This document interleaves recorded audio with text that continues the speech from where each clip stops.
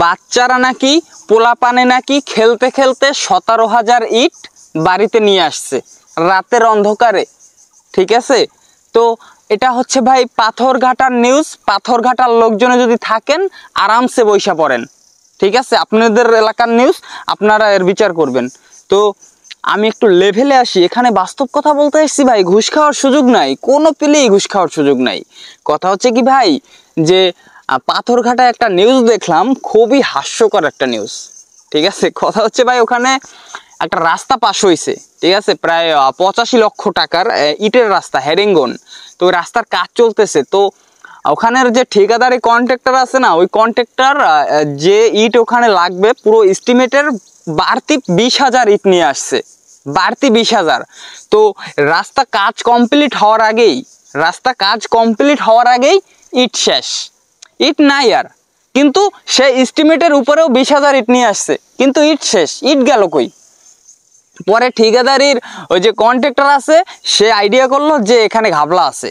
এখানে ঘাবলা অবশ্যই আছে, নাইলে ইট গেছে কই? তো সে এলাকার চেয়ারম্যানের অনুমতি নিয়ে, এলাকার চেয়ারম্যান, ইউপি সদস্য, তাদের অনুমতি নিয়ে ওই রাস্তার আশেপাশে যত জনবসতি আছে, বসত বাড়িগুলো সবগুলো চেক দেওয়ার অনুমতি নেয় এবং লোকজন নিয়ে ওই বাড়িগুলো চেক দেয়। ভাইরে ভাই, চেক দিতে যাইয়া হয়েছে মজার কাহিনী। ঠিক আছে, ওখানে চেক দিতে যাইয়ে দেখে বাড়ির পুকুরে ইট পাওয়া গেছে, পাতার নিচে ইট পাওয়া গেছে, গরু ঘরের পাশে ইট পাওয়া গেছে, ঘরের আনাচে কানাচে দাউরের নিচে সব জায়গায় ইট। মানে 17,000 ইট সে বাড়ির আশপাশেই সিটাই বিটাই রেখে দিছে। ঠিক আছে, বোঝেন কি একটা অবস্থা। একটা বাড়িতে না, কয়েকটা বাড়িতে পাওয়া গেছে। পরে হাস্যকর বিষয় হচ্ছে, ঘরের মালিকের কাছে যখন জিগায় প্রত্যেকটা ঘরের, তারা বলে আমি এ বিষয়ে কিছু জানি না। আবার কেউ বলে যে এটা বাচ্চারা করছে, বাচ্চারা নাকি খেলতে খেলতে 17,000 ইট বাড়িতে নিয়ে আইছে। এটা হচ্ছে তাদের যুক্তি।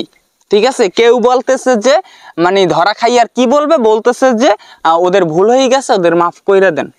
ভাই এটা তো গার্জিয়ানের বুদ্ধি, বাচ্চারা এ বুদ্ধি রাখে না ভাই।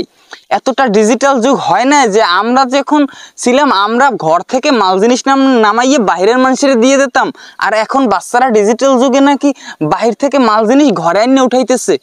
এইরকম একটা অবস্থা। ঘুষ খাওয়ার সুযোগ নাই ভাই, ঘুষ খাইতে আসি নাই, বাস্তব কথা বলতে আসছি, বাস্তব কথা বলতে হবে ভাই। ঠিক আছে, গায়েব হলে হয়ে যাব, কোনো সমস্যা নাই। কথা হচ্ছে ভাই, আমি একটা কথা কি জানেন, যে তোরা ইট চুরি করবি কর, তোরা একটা রুম উড়াবি, রুম উড়াইয়ে একটু তোরা ঠান্ডায় থাকবি, থাক, কোনো সমস্যা নাই। ওই রুমের মধ্যে তোরা লেড়াইয়ে পড়ে থাক, লেড়াইয়ে পড়ে ঘুমাই থাক, স্যাগাইয়ে পড়ে ঘুমাই থাক, কোনো সমস্যা নাই আমার। কিন্তু তোরা বাচ্চাকে এখানে ঢুকাইলি কে? হ্যাঁ, বাচ্চাকে শাস্তি কমাইবে, সাজা কমাইবে, হেরফানে বাচ্চাকে এখানে ঢুকাইছো, নাইলে বাচ্চাকে এখানে ঢুকাবি কে?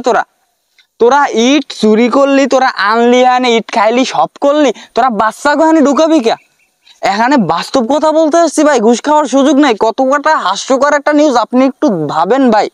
আমি এখানে ভাবনা পড়তে আসি না ভাই, আপনি একটু ভাবেন যে কতটা হাস্যকর নিউজ এইটা ভাই।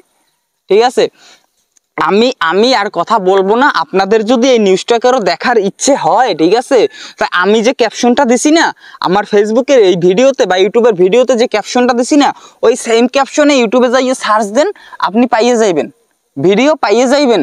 ঠিক আছে, আর আমি যা টুকটাক আপনাদের ভিডিও দেখাইছি তা তো দেখলেনি। এই হইছে অবস্থা। আমার আর কিছু বলার নাই। ঠিক আছে, আল্লাহ গো হেদায়েত দেউক। ওরা বাচ্চাকে ঢুকাই এখানে বড় ভুল করছে। ঠিক আছে, বাংলায় যে এখনো এরকমের মানুষ আছে ইট চুরি করে, এটা আমার জানা ছিল না। ঠিক আছে, তো সবাই ভালো থাকবেন আর বাস্তব কথা বলবেন, যেখানেই থাকেন বাস্তব কথা বলবেন, ঘুষ খাইয়ে কথা বলবেন না। সবাই ভালো থাকবেন, আল্লাহ হাফিজ।